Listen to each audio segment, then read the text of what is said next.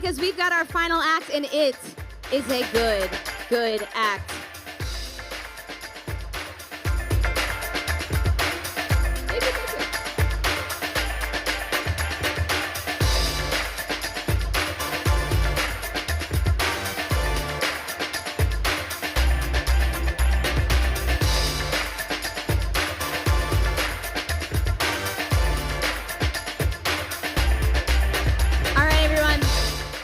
Take your seats. We've got our final conversation.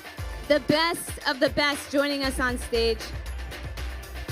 We all know Chef José Andrés, but Axios as a DC company and Think Food Group as a DC company have a lot of love, so we are very, very excited to welcome him.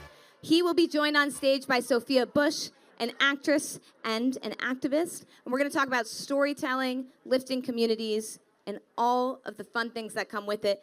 Let's give it up for Sophia Bush and José Andrés.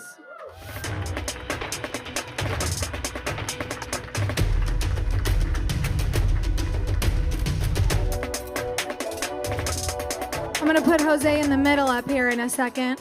He's getting a pic with Lando too. It's kind of nice thing you can do at Cannes, right?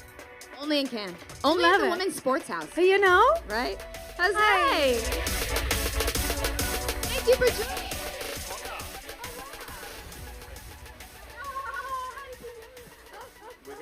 We have common friends. We do have common friends. My cousin has worked for José for a very long time. With me. With José for a very, very long time. And I'm so lucky she's in the team. You're so great for coming and joining us, José. Thank you so much. Hi, everybody.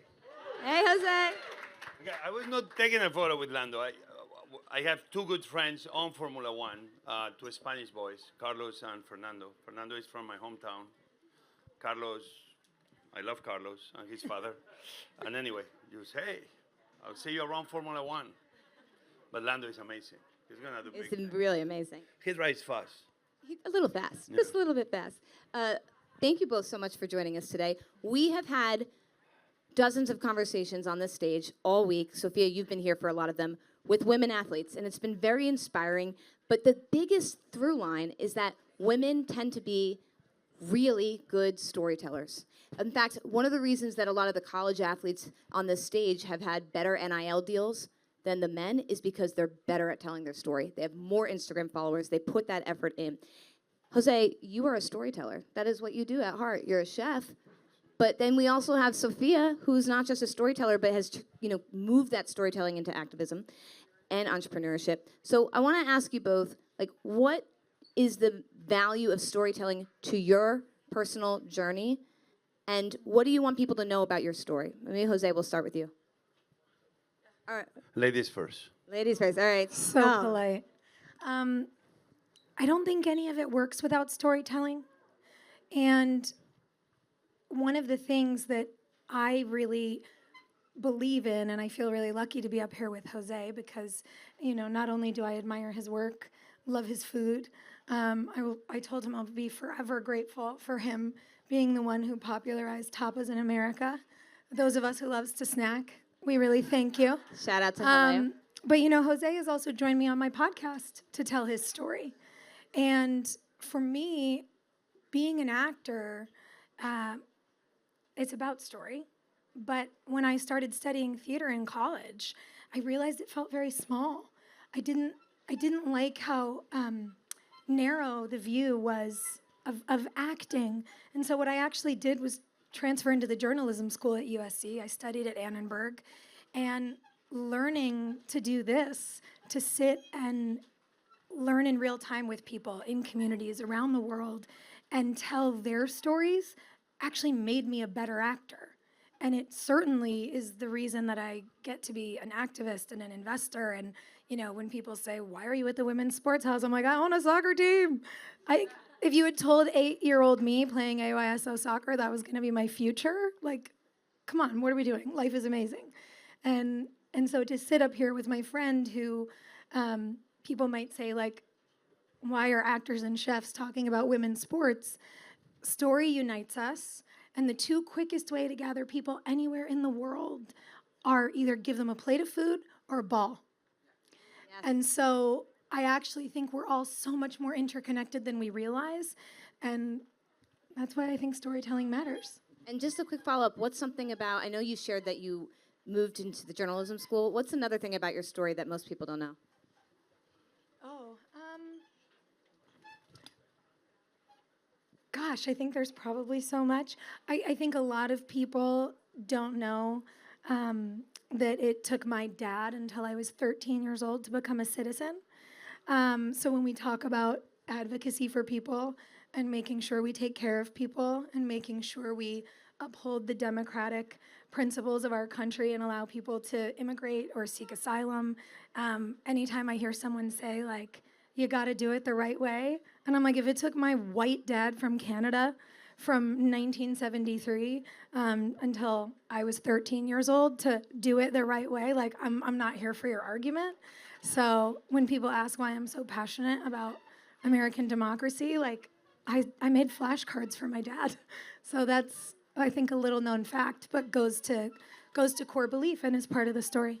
I love that part of the story. Jose, tell us about your story. Yeah, I mean, we are, in a way, we all have the responsibility to become storytellers. Every one of you, every one of us.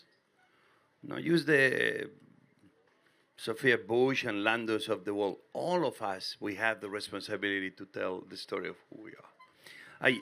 I did before college, but I did a lot of theater when I was 7, 8, 9. I played the ghost of Canterville, and I was a ghost. I did even Echoes of Peter Schaefer. Wow. And I was deep on theater. But was one moment that my dad is like, okay, theater or cooking? And I, cooking. Theater looks a difficult way to make a life. Not that cooking's an easy way to make a life either. But cooking was for me everything, right? And in my early years and childhood connected to today, you know, when I opened in 1993, my first restaurant in Washington, D.C., one of the dishes that became the most popular to this day, and is the one that pays the bills, is croquetas. Everybody knows croquetas? Yeah, of course. All right. Croquetas is the Thank kind you. of the end of the month dish. The fridge was empty. My mom was a magician. Like the closest thing to Jesus in a woman. She'll be able to multiply nothing. And croquetas was that dish. Leftover chicken out of the bone. She'll take the scraps, the halfway. Everybody seems to have a half-boiled egg in the fridge somewhere, and a slice of dry ham, which they're forgotten. And when you open the fridge, you can hear them. Why are you forgetting me? Why are you doing this to me? Why I'm not being treated with the same love that the other eggs and the other slices of one? My mom will listen, I guess, and she'll get everything chopped and put it in the bechamel and leftover bread, make the breadcrumbs, and she'll make those croquetas that at the end of the month, we will eat them almost every other day until the next paycheck came. I love those croquetas to death. I didn't know was the way for my mom to wait for the next paycheck, or for me, it was a story of love. I learned that as I was growing older. For me, it's fascinating that that dish in my menu in the middle of Washington, D.C., was helping me tell a story of who I was. More important, tell the story of the amazingness that was within my mom beyond working in a hospital as a nurse, taking care of the family. Not like my father didn't help, but my mom was the one taking the responsibility fully. And then me, 10, 20 years later, having that dish in a menu, which is not just a menu of business. As you may understand, the croquetas and the other dishes all had a story. And at the end, a menu is not a menu where I charge you and you order, but it's a way for me to be connecting with you through my mom, through my childhood, even if he's thousands of miles away from where I grew up. In a way, those stories, that croqueta, connecting with my childhood, my mom, and my arrival to DC, was building bridges. Stories build bridges, create moments of longer tables. That's very much my way of seeing this. I promise you, this thought was not in my head until this very moment. Jose, you actually spoke at my college graduation. And Jose also taught a class in my college. But you told a story, I will never forget it, about how when you were young, you wanted to cook, and your parents would say, you would say, I want to cook, I want to cook. Your parents would say, you build the fire. Oh my God, that was George Washington? Yes, you build the fire. Oh my and I God. never forgot that because I always thought to myself, you know, that's discipline. You got to learn how to build the fire before you can get to the kitchen. And I still remember that story far more than a decade later. The fire was going. I mean, this was my first commencement speech. And I didn't know what I was doing when I said yes. Because it's my first, and I'm speaking in front of 50,000 people between the White House and the background of the Capitol. And the fun part is, you know, I think everybody has an accent, and I have an accent too. My accent can be heavier than your accent too. But I remember going with my 3 daughters, working on the speech to make it look natural, but working on the words I cannot still to this day pronounce. And I'm still remembering my daughters on the audience. Every time I will hit one of those words that were critical words, like if I didn't pronounce it perfectly, my youngest, she will do this, which is not very reassuring in the middle of a speech in a commencement for 50,000 people, and she doing this in the middle of the speech. That's part of my story too, of how my daughters, I mean, Satchel, who is part of my team, like a brother, helped me on that speech, others, but working on those words, and my daughters used doing this, great, or doing this, which made me a stronger person because my daughters will speak truth to their father all the time. Even in the middle of a speech, they will say, hey, do better, okay? That's life. If it makes you feel better, we had no idea that you looked and sounded absolutely great. Sophia, we all have a unique connection to sport. Yours is that you're an investor in sport. Jose, huge soccer fan. You're on the Presidential Commission on Health and Nutrition in Sport. I want to understand both of your relationships to sport. Why did you get involved in investing? Well, I started angel investing in my 20s because I was working on TV, and I really liked going to conferences and taking notes. They were not like this, to be clear. They weren't like Very few chic things are like events this. with an open bar. But 20 years later, here we are. I love it. For me, getting into those spaces, I realized that I was one of so few women doing that work. There were not many young women cutting checks to invest in tech companies and companies that might change the world. And so I became an investor long before I was an investor in sport. But my world, always looking at equity for women, and it doesn't surprise me that you, my friend, a father of 3 daughters, want to care about the world. People who understand that equity is both a hyper-local issue and a global one, I think, work locally to fix things globally. And so for me, it was that lens as an activist, once I started getting into finance, that really continued to put me in a lot of spaces that people who do my day job weren't in, including in 2015, becoming friends with our national team. And when my day job industry stood up for itself, and we wrote the original Time's Up letter, and people were terrified to sign it, and we were terrified to put it in the New York Times, our friends in sport, the women that we knew and loved in sport, stood up with us. So when they turned around and 23 players sued U.S. Soccer over pay equity in 2019, I was like, actresses, let's go.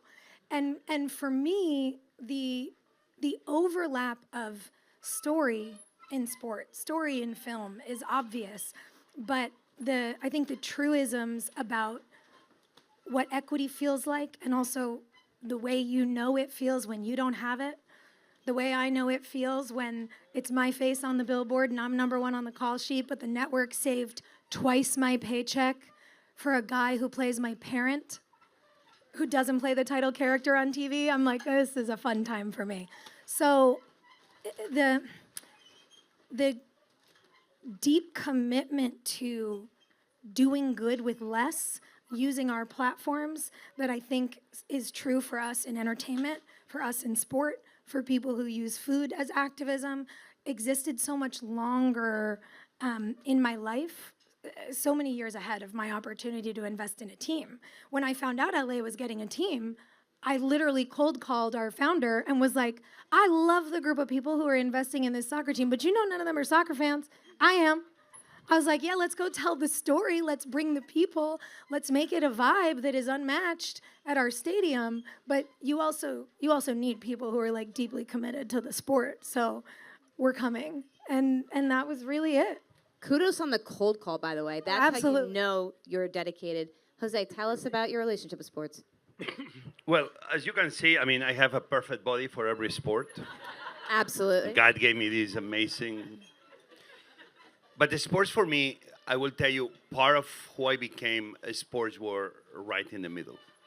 Obviously, being now the chairman of the president's office for health, fitness, and nutrition, I'm the guy best fit, healthier, and that knows more about nutrition than anybody. So, but my early years for me, sports was community, and I grew up in a small town, and was not enough boys to join the soccer team. So, hey, can you play soccer? I was not very good at soccer, so they put me as a number 9, just so I will not bother the other team. And sometimes I score goals because I had so much enthusiasm. But my sport was basketball, and I was playing also in the basketball team. I was a forward. My biggest game was 28 points. Woo, No. congratulations. But we played in a place that was windy. Not windy like this, windy. We never lost a home game because it was impossible to any other team to beat us. I could throw the ball over there, and I knew we'd land over here. But the biggest joy was when, at the same time, I took the title of coach. I took 2 levels, and I was training 2 young girls teams in my little town. That for me probably was the happiest moment, the 2 days a week plus the game on weekends that I will be coaching. The relationship I established with those young girls, I mean, I was a young boy, but you are 13, 14, but you are training 6, 7 years old. I never imagined later as a dad of 3 girls that early relation of me as a young boy, but kind of maturing, having to take this leadership role with those young girls will, in a way, help me to be slightly a better dad. Even my wife does a lot of work to make me a good dad. But this for me was unbelievable. And then I realized I have so much love for the sports that maybe food got me to meet many people. But the stories like Pau Gasol moves to LA to play on the Lakers. The mom of Pau Gasol was the boss of my mom in the same hospital. Wow.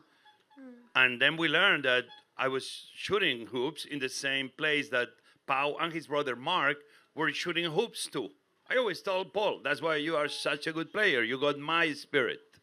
I got to know Pau very well for a lot of reasons of our mothers, because I was away from home. He was away from home. He was coming to my restaurant, eating Iberico. All the Lakers players were coming. The reason the Lakers won ring after ring, putting aside the great Kobe Bryant and Pau on the team, is because they ate so much Iberico ham. And I have a proof. I opened Miami. Iberico ham, who began coming? The Miami Heat, Wade and others. Who won 1 ring that year? Miami Heat. So my influence on the game of NBA has been, one day we'll write the story. And then I love golf. Even I'm the best handicap 19.8 in the world. And I love John Ram, I love Sergio. I spend time with them on the course, off the course. I follow them some places. I love the NBA. One of the reasons I wanted to come to America, talking about sports, I will leave my house at night without permission of my mom. It will take me 2 hours and a half, no money, no taxis. Somebody stopping a car, driving me here, getting on a bus, getting on a subway, to go to the only place in Barcelona I will have satellite to watch NBA games black and white. Wow. The reason I wanted to come American away was to watch live NBA game. So you have to understand my happiness going to the Madison Square Garden in the days, you remember Stark? like that amazing player that came out of nowhere, and going to watch every single game I could afford to go. So it's many more stories on sports on me, but my daughters always challenge me. They challenged me. This morning, 8 o'clock, I was playing pickleball. This morning, I went to bed at 4, and I wake up at 8. But I try to play everything because I love it. Keeps me alive. But specifically with my daughters, I remember in the pandemic, before the pandemic, my daughter wanted to be good at kite surfing. She couldn't go alone. She will bring me. And she challenged me to say, Daddy, I bet you cannot be on the board for longer than a minute. It took me entire summer. My daughter was doing kite surf like a goddess. But I love to the sport and my relationship with my daughter that sport will be a way for a daughter to challenge his dad to be better, to go against all odds. Everybody was doing bets in the beach that I will never be on that board. The day I was able to be on the board for a minute, that day, in the moment the minute passed, I let go the kite. I just crash in the ocean, and I say, I did it. My daughter was near me. She jumped in the water, and we gave a big hug to each other. You know, my daughter pushed me to be better through sports. I think sports is the amazing missing story that we don't see. That doesn't have to be a professional level. Can happen in every corner. Can happen between a young boy trying to train in the process of learning, a young group of girls in a little town that nobody knows, or can be a daughter challenging their dad to be the best he can be, to persevere, to don't give up. Sports, for me, has been huge, and that's why I try just to keep in shape. Even I have always so much food and wine around me that it's hard. Sports keep me, in a way, keeps me challenging myself to eat all you want and drink all you want, but not so much that one day you will not be able to be somewhere in a court, somewhere in a kite, somewhere shooting hoops. I love that kite drop moment. Yeah, round of applause. Round of applause for Jose. And I have photos to prove it, Well, and video. and you're lucky you're not the CEO of McLaren because we made him show us his tattoos. So we might make you show us photos if you're ever late. Sophia, what is your kite drop moment? The moment where you tried something, you pushed so hard, you finally did it, and you were able to just let go free and enjoy. Oh my gosh. I'm going to have to think about that for a second, but I'll use this time when I'm panic searching my brain to say part of why I love hearing you say that so much, that story about you and your daughter, and how you as a young boy coaching the girls, you got to like see it again in your own life in reverse, is because, yeah, not every kid that you coached grew up to play, you know, not every boy gets to be Pau Gasol, but I know it's probably something everyone in this room knows. When you look at C-suites in America, when we talk about equity, 94% of the women who make it to that level in business were high school or collegiate athletes. So sport and what it does for people, the way it teaches you to be confident or can maybe make your kid push you to be confident is thrilling. The ripple effects of these spaces, the overlap of our worlds is now for a total data nerd. Like, I was the asthmatic kid who couldn't play soccer, who started studying data and social science, and that's why I'm in the investment group and not on the field. But like that stuff is mind-blowing to me because what it says is it's not just morally right or important or fair, but like beautiful outcomes happen when we empower people this way, and sport is the center of that for a reason. And so, yeah, I don't know. Maybe that was part of it. Maybe being like, yeah, I invested in a team. I wish I could go back and talk to my 8-year-old self and tell her to follow the threads of her passion into all of the unexpected places. I wish I could tell her that she'd be in sports ownership groups, that she'd be an activist who gets, called on by the President of the United States to advocate for women's bodily autonomy. I wish I could tell her that she'd be friends with famous chefs whose food she's obsessed with. Like, I literally can't believe this happened. And I think it's because even if there was a roadblock, even if I am literally unwilling to run unless I'm being chased, I still could participate in sport in a very different way. And I think it's following curiosity and being willing to just show up in the spaces that inspire you and figure out how you can help the people in those spaces. Like, that for me is the consistent kite. It changes my life every year, year after year. I only get happier, and it's something I will never cease to be excited about. I love that you just said, it reminded me of the McLaren conversation where the CEO was saying, you don't have to be a race car driver. You could be a mechanic. Yeah. You can change the oil. You're still part of the team. Yeah. That's what it feels like. Jose, we have just a few seconds left, so I'm going to end with you. You have a lot of athletes that come into your restaurants. Clearly, that's how they're winning NBA finals. It's the ham. It's him. It's the ham. How do you see the relationship between athletes and food as different than the relationship between regular people and food? Well, not that, athletes aren't regular people too, but is there a way of appreciation? Because, they have to change their bodies really differently. Well, obviously, professional athletes, they're professional athletes. And when they are in their 5-10 years, they have to be performing at their best. So, the fun part is I remember Pau coming to Bazaar in LA, and I do tapas. I do small portions. And I say him, he said, I want a steak. And I say him, a tapa of a steak, and he looked at me, I'm like, really? I need like 6 tapas like this to fulfill my protein needs. But what I will end is on obviously myself on the humanitarian aid side with World Central Kitchen, sports venues, they've been huge. Places that we go to celebrate athletes in hurricanes and earthquakes, baseball stadiums and arenas become a place of hope. And I can tell you that they've been in many places where those same athletes playing on those places, and they will show up not to play, but to volunteer to be next to the community in a very difficult hour. And this is a beautiful story.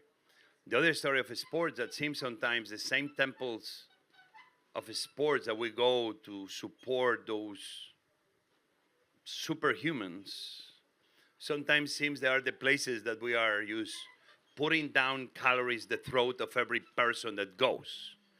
It's gonna be the moment of making sure even it's been good moves in that front, where when you go to an arena, the food you eat as you are watching the sports doesn't make you leave the arena with 5,000 calories on your body in 1 hour. Sports are gonna have to be playing a very big role on that end, which I want my sports friends to be supporting tequilas and wines. I do too, and fast food companies, which I have nothing against them. But the role of sports and sports players, because they are role models to the millions, is going to have to be a bigger role on them to make sure that in the process of celebrating sports, the people following them, also we generate a better way to be feeding the world in a healthier, in a more thoughtful way. And just to end, we talk about daughters and women and sports. I've spent a lot of time in my life in places like Haiti and other places forgotten. If it's a place also, sport teams, sport players of all sorts, we're going to have to do more, because in the poor countries of the world, and even in America, in Europe, in the inner cities, seems that the young girls are the ones that don't have access the same way to sports as the young boys do. More is going to have to be done for every city in America, in Europe, in the poor countries of the world, where sports become, with role models like Martina Navratilova and so many others, that they are very active, but more needs to be done to make sure that the young girls in the forgotten cities and countries, poor countries of the world, have the opportunity to enjoy sports like my daughters did, like those young girls that I was their coach, because I believe will be an amazing way to move in the right direction of equality, of giving hope to those young girls that sometimes I feel they are not receiving enough attention. Round of applause for Jose and Sophia. Incredible, incredible storytelling from both of you. Thank you for making time and for coming to the Women's Sports House. We appreciate you, Jose. We appreciate you, Sophia, for being here this whole week and for being a really active and engaged person in every conversation. Thank you. Fish is in the house. Big round of applause to Fish. Come on.